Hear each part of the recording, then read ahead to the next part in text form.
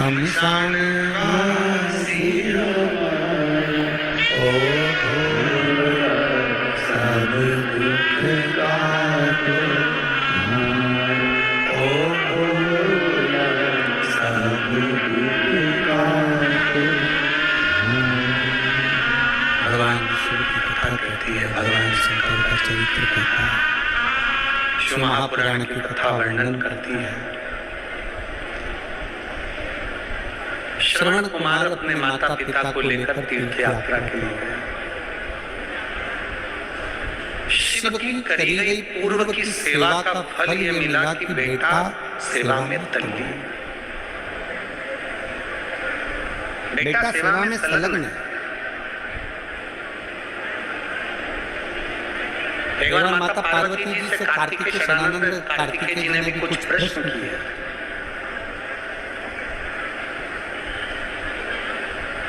और कार्तिकेय बाबा ने प्रश्न किए थे माता पार्वती जी से कि संसार में जो मानव जन्म लेता है और उसके माता पिता जो व्यक्ति बुजुर्ग हो जाता है, उसकी सेवा उसकी औलाद उसकी बहू उसके बेटा करते हैं, वो किस भाव में करते हैं?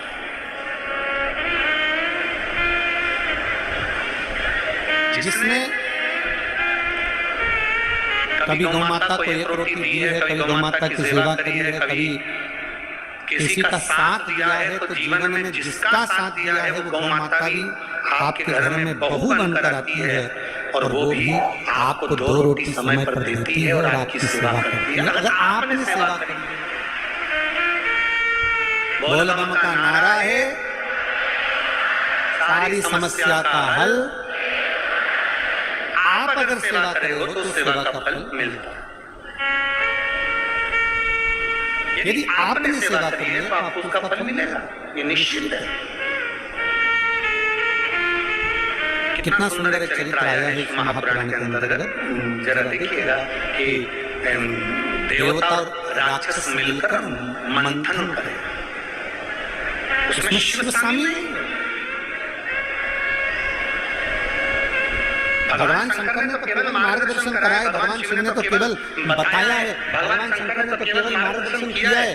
भगवान शंकर तो केवल मार्गदर्शन करें कि मंथन किया जाए और मंथन में जो अमृत निकलेगा वो जीवन का कल्याण करेगा। निकालो हम मंथन में।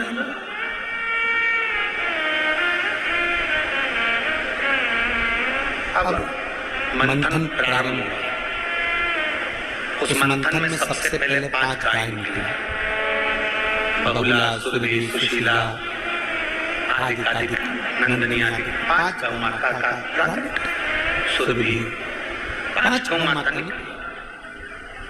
5 गाय निकलने का कारण क्या था?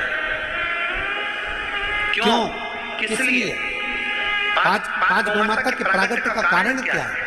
शिव महापुराण की कथा कहती है कि सबसे पहले मंथन में 5 गौ माता निकलने का कारण केवल इतना है कि शंकर भगवान को जो विष पीने को मिलेगा, जो मंथन में विष निकलेगा, उस विष को शंकर भगवान पिएंगे तो उनका कंठ जलेगा। कंठ जलेगा तो गाय का जो दूध होता है वो जलन को समाप्त कर देगा, कंठ की जलन को रोक देगा।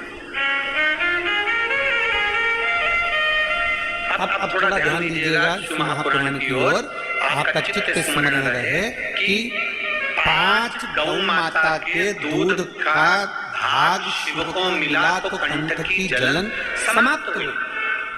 केवल शंकर भगवान को विष पीने को नहीं मिलता। संसार में मृत्यु लोक में जो जन्म लेता है, संसार में जो जन्म लेता है, मृत्यु लोक में जो पैदा होता है, संसार में जन्म लेने वाले हर व्यक्ति को विष पीना ही पड़ेगा। कौन सा विष? कौन सा विष? शिव महापुराण की कथा कहती है, कोई आपका अपमान करेगा, कोई आपको अपशब्द कहेगा, कोई आपको ताने देगा, कोई आपको गाली देगा, कोई आपको आड़ा टेढ़ा बोलेगा, कोई आपको अपशब्दों के बाण छोड़ेगा। ये विष है, पियो। इसका पान करो, पी लो।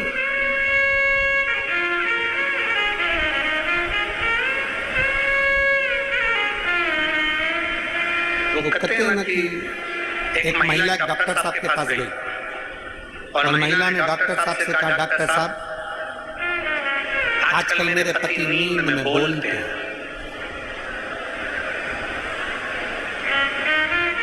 मैं अपने पति से बड़ी परेशान हो गई, ये नींद में बोलते हैं। इसका कोई उपचार हो तो बताओ। डॉक्टर साहब बोले इसका एक ही उपचार है, उसको दिन में बोलने की आदत डालो।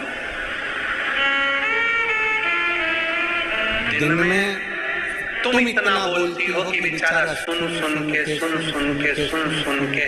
अंदर इतना भरा जाता है कि दिन में नहीं बोल पाता तो बेचारा रात को बोलता है। इसको दिन में बोलने की आदत है। शिव महापुराण की कथा कहती है, शंकर भगवान का चरित्र कहता है, संसार में जन्म लिया है, विष पीना पड़ेगा। कभी तुमको अपशब्द का विष मिलेगा, कभी ताने का विष मिलेगा, कभी गालियों का विष मिलेगा, कभी आड़े तेरे बातों का विष मिलेगा।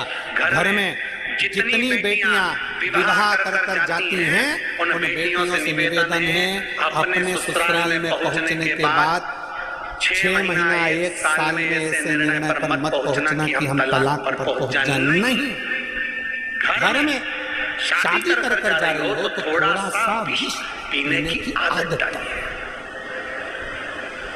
थोड़ा विष पियो, विष पीने की आदत।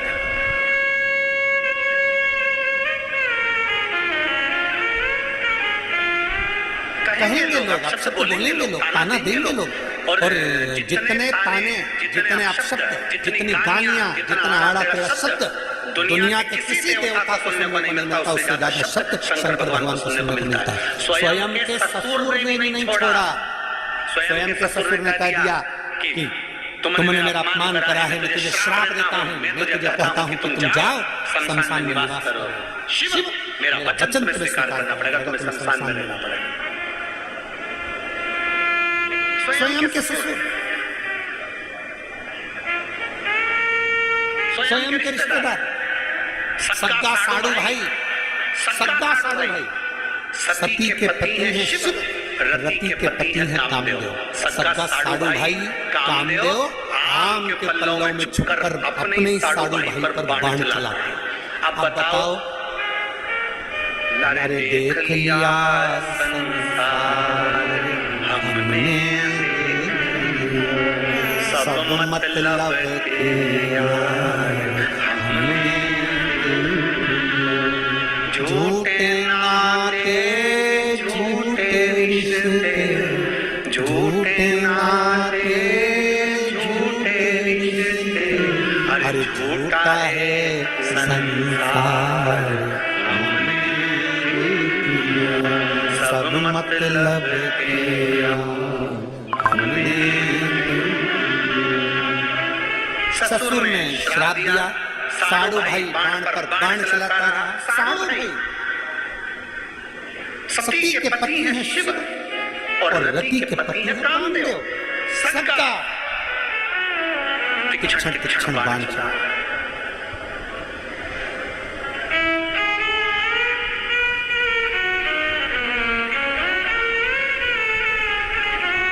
जितना शिव को सुनने को मिला उतना किसी को नहीं मिलता। जितना शिव, और आज भी जो अज्ञानी हैं, जो अंधकार की अज्ञानता के अंधकार में फंसे हुए हैं, जो अज्ञानता के अंधकार में समाहित हैं, आज भी वो शंकर भगवान को अपशब्द कहने में पीछे नहीं है। आज भी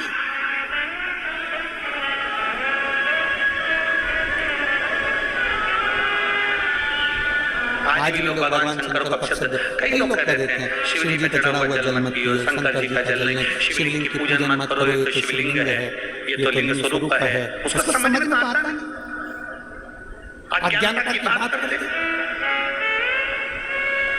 शिव महापुराण की कथा कहती है, पार्वती जी को भगवान शंकर मिले हैं तो शिवलिंग के पूजन से मिले हैं। सती माता को दूसरा जन्म मिला है तो शिवलिंग के पूजन से मिला है। गणेश जी को प्रसिद्धि प्राप्त हुई है तो शिवलिंग से प्राप्त हुई है। षडानंद कार्तिकेय जी अगर शिव स्थल में बैठे हैं तो शिवलिंग के बल पर बैठे हैं। और 33 कोटि देवता अगर शंकर के शिवलिंग की पूजन राम जी ने नहीं करी होती तो मेरे राघव जी भी लंका पर नहीं पहुंच पाते। और भगवान कृष्ण ने शिवलिंग की पूजन करी तो उनके घर में भी संतान की प्राप्ति हुई। ये शिवलिंग की आराधना सारे देव करते हैं, सभी देव।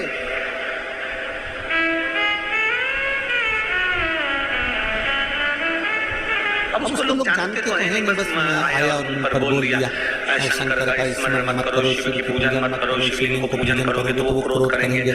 शंकर भगवान क्रोध के देवता हैं। दुनिया के लोग कहते क्रोध के देवता, लोग कहते रुद्र है शंकर। शिव महापुराण की कथा कहती है रुद्र है शंकर, पर किसके लिए? पति रोज गुस्सा नहीं करता, पर जब गलत देखता है तो पति भी क्रोध करता है। पत्नी रोज क्रोध नहीं करती, पर गलत देखती है तो क्रोध करती है। माता पिता रोज क्रोध नहीं करते, गलत देखते हैं तो क्रोध करते हैं। उसी तरह शिव क्रोध जब करते हैं, जब संसार को देख लेते हैं कि ये गलत हो रहा है, तब क्रोध करते हैं। अनायासी